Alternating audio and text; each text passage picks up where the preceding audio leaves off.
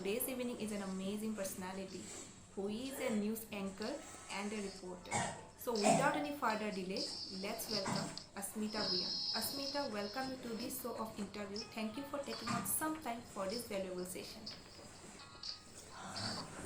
Asmita, Thank you. নমস্কাৰ। Asmita, নমস্কাৰ। তুমি প্ৰথমে তোমাৰ বিষয়ে অকণমান আমাৰ দৰ্শকক কোৱাচোন। হয়, মোৰ নাম হৈছে অস্মিতা ভূঞা। মোৰ অৰিজিনেল ঘৰ হৈছে যোৰহাটত আৰু বৰ্তমান মই থাকোঁ গুৱাহাটীত। মই মাষ্টাৰ ডিগ্ৰী কমপ্লিট কৰিলোঁ। তাৰপিছত এতিয়া মই নিউজৰ লগতে আৰম্ভ কৰিছোঁ, জড়িত হৈ পৰিছোঁ তেনেকৈ। তুমি এই যে জাৰ্ণালিজমৰ ফালে আকৰ্ষিত হ'লা, এনেকুৱা কি কথাই তোমাক মানে জাৰ্ণালিজমৰ হয় ফিল্ডলৈ টানি লৈ গ'ল? হয় হয় আচলতে মই যেতিয়া মানে মাষ্টাৰ ডিগ্ৰী কৰিব আহিছিলোঁ, মাষ্টাৰ্ছ কৰি পেলাই মই কটনত এটা ক'ৰ্ছ কৰিব আহিছিলোঁ ইক' টুৰিজিমৰ। তাৰপিছতে মই তাত এজনী ফ্ৰেণ্ড লগ পাইছিলোঁ, তাই কটনতে মানে জাৰ্ণালিজম কৰিছিলে। তাৰপিছতে মানে এনেকৈ মই যাওঁতে এবাৰ এটা ষ্টুডিঅ'ত মই ইণ্টাৰভিউ দিব গৈছিলোঁ। মানে মোৰ এনেই সৰুৰ পৰা ভাল লাগে ৰিপৰ্টিং লাইনটো, কিন্তু মই পঢ়িলোঁ আচলতে ছায়েন্সত, কিন্তু হ'লেও মোৰ ভাল লাগে, সৰুৰ পৰা বহুত ভাল লাগে। তাৰপিছতে গ'লোঁ, যাওঁতে মানে মই ভাবিলোঁ ইণ্টাৰভিউ দি চাওঁচোন কিনো হয়। তাৰপৰা দিওঁতে মানে তেওঁলোকে মোক বাতৰি পৰিৱেশন কৰিব দিলে, ভইচ দিব দিছিলে, স্ক্ৰিপ্ট লিখিব দিছিলে। তেওঁলোকে হয়তো চাগে ভালেই পালে। তাৰপিছতে মোক ক'লে তুমি জইন কৰিব পাৰিবা। তেনেকেই মই প্ৰথমতে এটা পৰ্টেলৰ পৰা আৰম্ভ কৰিছিলোঁ, আৰ টাইমছ বুলি। তাৰপাছতে এতিয়া বৰ্তমানলৈকে কৰি আছোঁ আৰু। এনেই তোমাৰ য'ত তুমি কাম কৰি আছা, তাত তোমাৰ হয় প্ৰেজেণ্ট ভূমিকাটো কি হয়? তুমি কেনেকুৱা ধৰণৰ কামবোৰ কৰিব লাগে?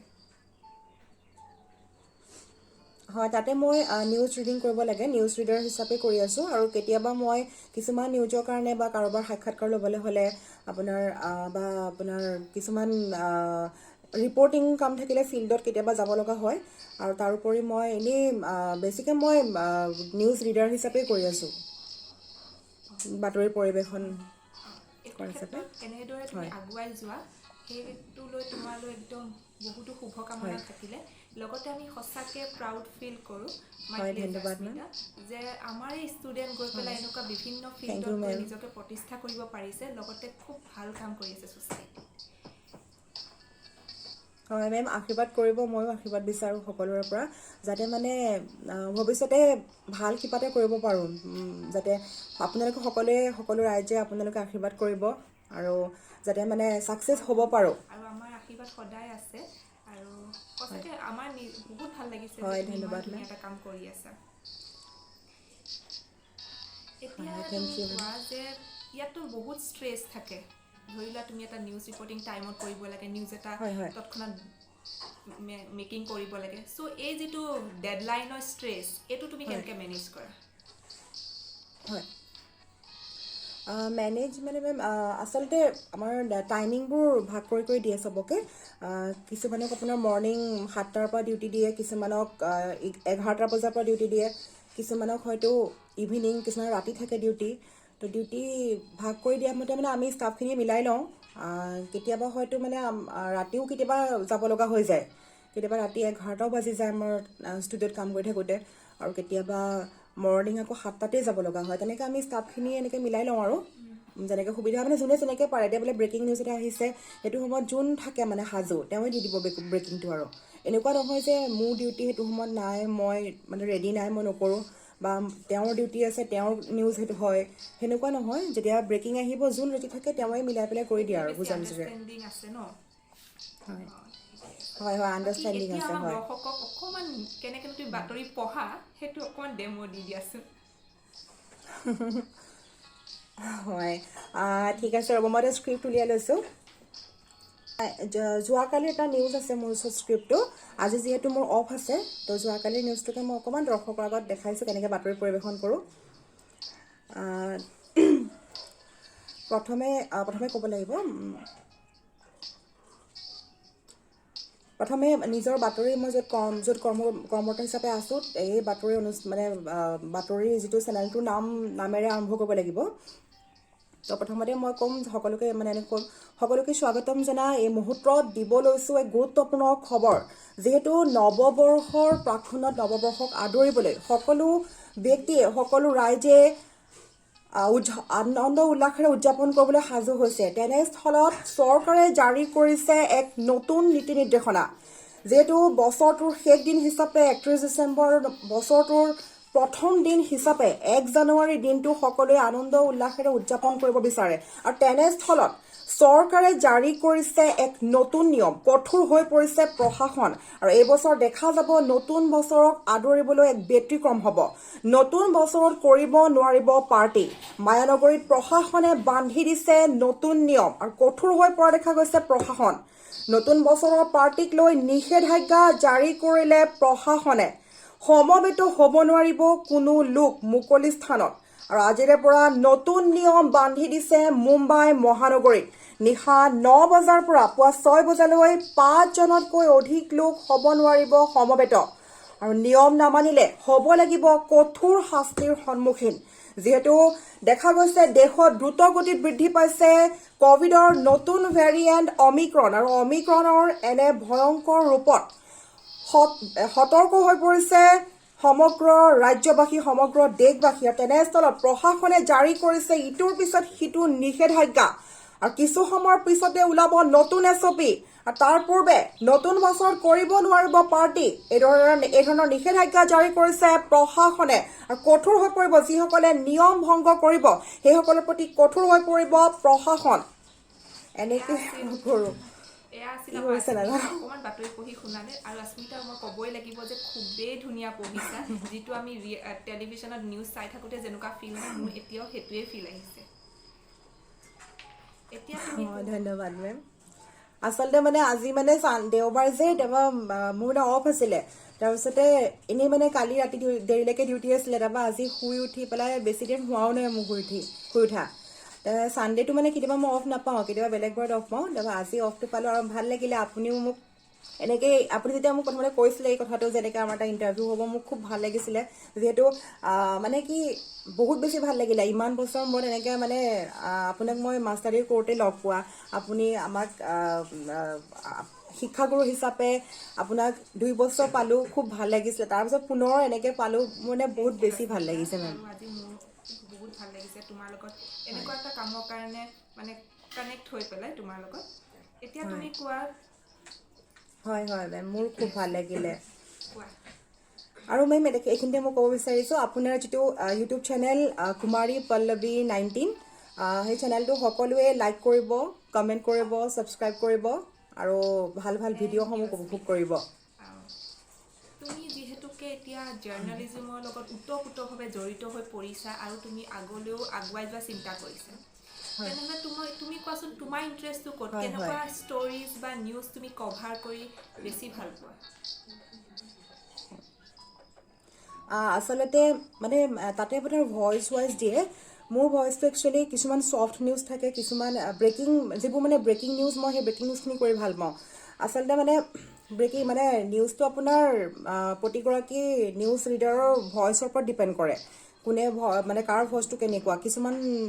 কিছুমান আছে, তেওঁলোকৰ ল'ৰাই হওক বা ছোৱালীয়ে হওক, তেওঁলোকৰ ভইচটো বহুত ছফ্ট থাকে। তো তেওঁলোকৰ কাৰণে কিছুমান ছফ্ট নিউজ ভাল লাগে। মোৰ ভইচত মানে মই নিজে ফিল কৰোঁ, মোৰ ভইচত ছফ্ট নিউজটো ইমান মই ভাল নেদেখোঁ মানে।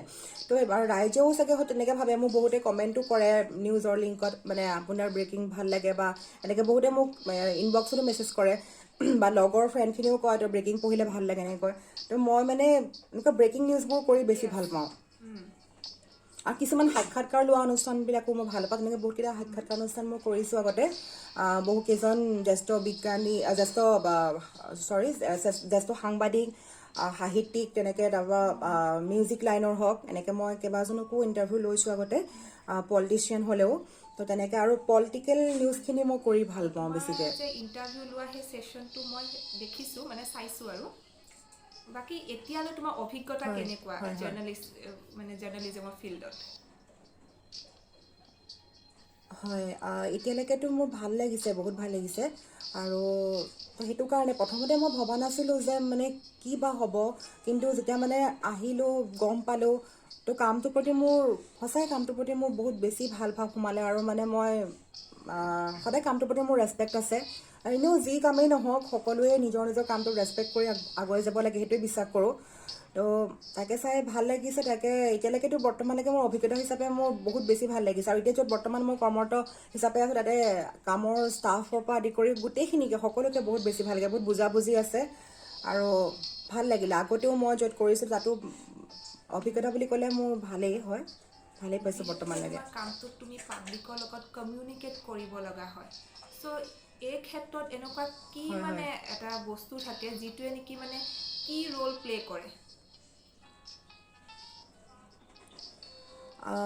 পাব্লিকৰ লগত একচুৱেলি মানে কি হয় কিছুমান আপোনাৰ এতিয়া দেখা যায় কিছুমান ধৰি লওক এতিয়া মাজতে আমাৰ চেনেলৰ পৰা এজন ল'ৰা তেখেতৰ তেখেতৰ মানে দেউতাকৰ মৃত্যু হৈছিলে গা বেয়া হৈছিলে আৰু অৱস্থা পাতি বহুতেই বেয়া আৰ্থিকভাৱে বহুত দুৰ্বল হয় ল'ৰাজন ৰাস্তাত তেওঁ নিজৰ পিতৃৰ মৃতদেহৰ লগত কান্দি কান্দি ৰাস্তাত পৰি আছিলে আৰু সেইটো সময়ত আমাৰ চেনেলৰ এজন সাংবাদিক মই তেওঁৰ নাম ল'ব লাগিব কাৰণ যিহেতু তেওঁ যথেষ্টখিনি তেওঁ সহায় কৰিলে সকলো মিডিয়া সংবাদ মাধ্যমত তেওঁৰ কথা বাতৰি প্ৰচাৰ হৈছিলে ইমদাদ আলী দিছপুৰ প্ৰেছ ক্লাবৰ তেওঁ উপসভাপতি হয় সভাপতি হয় আৰু তেওঁ এজন সতীৰ্থৰ সৈতে তেওঁ সেইটো সময়ত কেমেৰা পাৰ্চনৰ সৈতে তেওঁ এটা বেলেগ বাতৰিৰ দিশে গৈ আছিলে তাৰপিছত দেখিছিলে যে ল'ৰাজন কি বিপদত পৰিছে বুলি সুধিবলৈ গৈছিল তাৰপৰা তেওঁক সমগ্ৰ তেওঁৰ দেউতাকৰ সৎকাৰ কৰাৰ পৰা তেওঁক বৰ্তমানলৈকে তেওঁক চৰকাৰী চাকৰি দিয়া পৰ্যন্তলৈকে সেই কথাটো সকলো অসমবাসী ৰাইজে হয়তো গমেই পাইছিলে সংবাদ মাধ্যমত দেখা পায় তো তেওঁক চৰকাৰী চাকৰি দিয়াৰ পৰ্যন্ত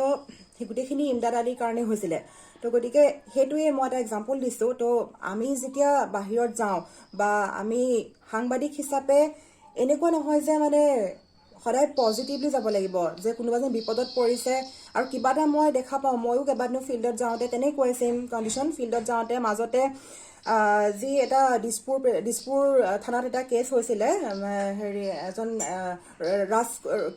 ৰাজকন্যা শৰ্মা যিটো নিউজ হৈছিলে তেওঁ ৰাজকন্যা বৰুৱাৰ সেই যিটো তাই প্ৰব্লেমত পৰিছিলে যিটো তাই যিটো চিটুৱেশ্যন ক্ৰিয়েট কৰিছিলে তেতিয়া দিছপুৰ থানাত যাওঁতে মানে তাতে মানুহ এগৰাকীয়ে তেওঁ সহায় বিচাৰি আহি পেলাই মোকে তেওঁ ক'লে যে বাইদেউ এনেকৈ মোৰ এনেকুৱা হৈছে মোৰ ছোৱালীজনীক এনেকৈ সৰুতে কিডনেপ কৰি লৈ গৈছিলে মোৰ হাজবেণ্ডে মোক মানে মাৰধৰ কৰে তো মই কি কৰিলে ভাল হ'ব আপুনি মোক জনাওকচোন তো তেওঁৰ নাম্বাৰ লৈ আমাৰ অফিচত তেওঁক মাতিলোঁ তো তেনেকৈ মানে মানুহখিনি যেতিয়া মানে কিবা এটা বিপদত পৰি ওচৰলৈ আহে ভাল লাগে আৰু সেইটোৱে আমাৰ দায়িত্ব যিহেতু তেওঁলোকে কিবা এটা সহায় পাম বুলি সংবাদ মাধ্যমৰ ওচৰলৈ আহে আৰু আমি যদি সেইটো সহায় নকৰি যদি আমি তেওঁলোকক ওলোটাই আমি বেলেগ ধৰণে ভাবোঁ বা বেলেগ ধৰণে আমি হেৰি ক'ব যাওঁ কাৰণ সাংবাদিক মানেই সদায় সত্য হ'ব লাগে সদায় নিৰ্ভীক হ'ব লাগে আৰু সেইটো বিশ্বাস কৰোঁ আৰু সেইদৰেই মানে সকলো ৰাইজক কেনেকৈ সহায় কৰিব পাৰোঁ সেইটো লক্ষ্যৰেই সেইটো উদ্দেশ্যেৰে মই আগবাঢ়ি যাব বিচাৰোঁ কথা ক'লা হয়তো এই কথাখিনিয়ে দৰ্শকৰ মনো চুই যাব হয় মেম তাৰপিছত তুমি এই ফিল্ডত হয় ফিউচাৰৰ কাৰণে নিজকে আৰু উন্নতি পথলৈ নিয়াৰ কাৰণে তুমি নিজে কিবা ষ্ট্ৰেটেজিজ ভাবিছানে তাকে মই এতিয়া বৰ্তমান মই এইটোৱে ভাবিছোঁ মানে ভালকৈ কাম কৰি যাম বহুত সময় আছে কাৰণ দেখা গৈছে মই প্ৰণয় বৰদলৈ ছাৰকো লগ পাইছোঁ নিতুমণি শইকীয়া ছাৰক লগ পাইছোঁ তেনেকৈ মই কেইবাজন চক্ৰপাণি পৰাশক লগ পাইছোঁ তেওঁলোকৰ নিজৰ জীৱনৰ কথা শুনি তেওঁলোকে কিমানখিনি কষ্টৰ বলত তেওঁলোকে কেনেকৈ আগবাঢ়ি গৈছিলে সেইখিনি মই ফ'ল' কৰোঁ আৰু গতিকে মই ভাবোঁ বহুত শিকিব বাকী আছে তো এতিয়া য'ত কৰি আছোঁ বা ভৱিষ্যতে য'তেই নকৰিম প্ৰথমতে শিকি ল'ব লাগিব তো মানুহে যেতিয়া যিকোনো কাম এটা আগতে শিকি গৈ ভৱিষ্যতলৈ ভাল কিবা এটা কৰিব পাৰে তো এতিয়াই মানে মই সেইটোৱে ভাবোঁ যে এতিয়াও যথেষ্টখিনি শিকিব বাকী আছে কোনোবা যদি মোক কয়ো কমেণ্টতো যদি কোনোবাই কয় বা কোনোবাই যদি মোক ওচৰতো কয় যে তুমি বৰ ধুনীয়াকৈ বাতৰি কোৱা বা তোমাৰ ভাল লাগে বাতৰি চাই মই মানে সেইটো এটা মানে উৎসাহ পাওঁ আৰু ভাবোঁ যে আৰু মই শিকিব লগা আছে যাতে মানে মানুহৰ শিকি কেতিয়াও শেষ নহয় যেনেকৈ মানুহে পঢ়ি পেলাই কেতিয়াও শেষ কৰিব নোৱাৰে ঠিক তেনেদৰে মানে শিকিব যথেষ্টখিনি থাকে তো সেইটোৱে ভাবোঁ যে এতিয়াই মই ভালকৈ শিকি লওঁ যাতে ভৱিষ্যতে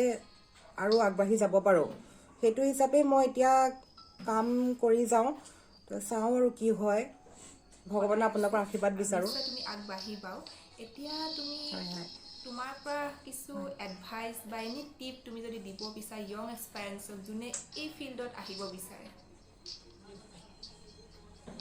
হয় হয় হয় যিসকলে সাংবাদিকতা ভাল পায় বা যিসকলে যিকোনো লাইনতে সকলোৱে দিয়কচোন এতিয়া মোৰ ক্ষেত্ৰতে মেম আপুনি জানেই সকলো যে মই মাষ্টাৰ ডিগ্ৰী কমপ্লিট কৰিলোঁ কমপ্লিট কৰি কেতিয়াবা মই প্ৰথমতে ভাবিছিলোঁ যে মই মাষ্টাৰ ডিগ্ৰী কমপ্লিট সম্পূৰ্ণটো পৃথক হয় ন সাংবাদিকতাটো বেলেগ হয় আৰু মাষ্টাৰ ডিগ্ৰীটো বেলেগ হয় কিন্তু মই মানে ভাবিলোঁ যে এতিয়া বৰ্তমান চৰকাৰী চাকৰি এটাৰ কাৰণে সকলোৱে এনেদৰে মানে পাম বুলি মানে যিমান যি হ'লেও পাম বুলিতো ৰখি থাকিব নোৱাৰোঁ দিনটো গৈ থাকে সদায় বয়স গৈ থাকে তো যিহেতু যিটো মই সাংবাদিকতাটো ভাল পাওঁ তো ভাল পোৱা লাইনটোতো মই সেইটো লাইনটো মই চেষ্টা কৰি চাব পাৰোঁ আৰু তাৰ লগতে মোৰ যিহেতু মই মাষ্টাৰ্ছ কমপ্লিট কৰি পেলাই মই গুৱাহাটীলৈ আহিলোঁ আহি মই কটনত সেই কৰ্চটো কৰিলোঁ সেই কৰ্চটো কৰিও মোৰ লকডাউন হোৱাৰ কাৰণে ক্ল'জ হৈ আছে টুৰিজিমৰ গোটেইখিনি তাৰপিছতে মই ভাবোঁ যে মই এটা ভাল মানে সাংবাদিকত আহি পেলাই মই নিজকে মানে মই কেতিয়াবা ভাবোঁ যে মই একো হয়তো বেয়া কাম কৰা নাই কাৰণ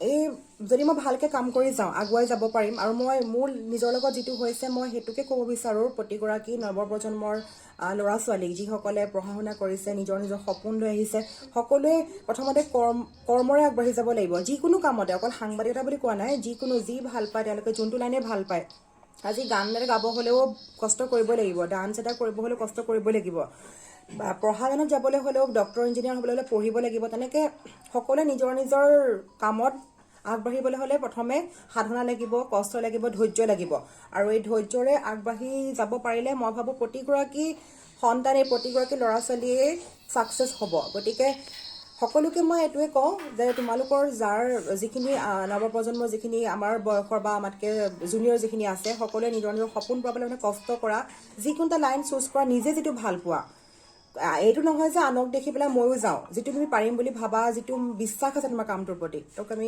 ভালদৰে কামটো কৰি যোৱা আৰু কষ্ট কৰা এইটো কষ্ট কৰা বয়স তো কষ্ট কৰি পেলাই তুমি নিজেই ছাকচেছ হ'বা মই ভাবোঁ আৰু মই সেইটোৱে বিশ্বাস কৰোঁ কষ্ট কৰোঁ যিমান পাৰোঁ সময়ত দেখা যাব কি হয় কিন্তু ভাবোঁ যদি কষ্ট কৰি যাওঁ কিয়নো ছাকচেছ নহ'ম সেইটো ভাবিয়ে মই বিশ্বাস মতেই আগবাঢ়ি যাওঁ ধন্যবাদ থাকিল তোমালে আৰু মই ক'বই লাগিব তুমি সঁচাকৈ এগৰাকী হয় মেম এমেজিঙো হয় লগতে একদম ইনস্পায়াৰিং পাৰ্চনেলিটি আৰু থেংক ইউ মেম তুমি আজি যিখিনি কথা ক'লা নতুন প্ৰজন্মৰ হয়তো অলপ হ'লেও ইনস্পায়াৰ হয় হ'ব সঁচাকৈ ধন্যবাদ থাকিলে বহুত ধন্যবাদ থাকিল সেইটোৱে লগতে তোমাৰ অল দ্য বেষ্ট তোমাৰ হয় আগলৈ যিবিলাক এণ্ডিভাৰ্ছ আহি আছে যাতে তুমি গোটেইখিনি এচিভ কৰিব পাৰা হয় হয় হয় থেংক ইউ মেম সেইকাৰণে আশীৰ্বাদ কৰিব আপোনালোকৰ আশীৰ্বাদ মই সদায় বিচাৰোঁ আৰু যাতে মানে নিজৰ সপোন পূৰাব পাৰোঁ ভাল ভাল কামত আগবাঢ়ি যাব পাৰোঁ বিচাৰোঁ মই Audience, if you like watching today's video, make sure you have subscribed to the channel and also hit the bell notification. And don't forget to give this video a big thumbs up.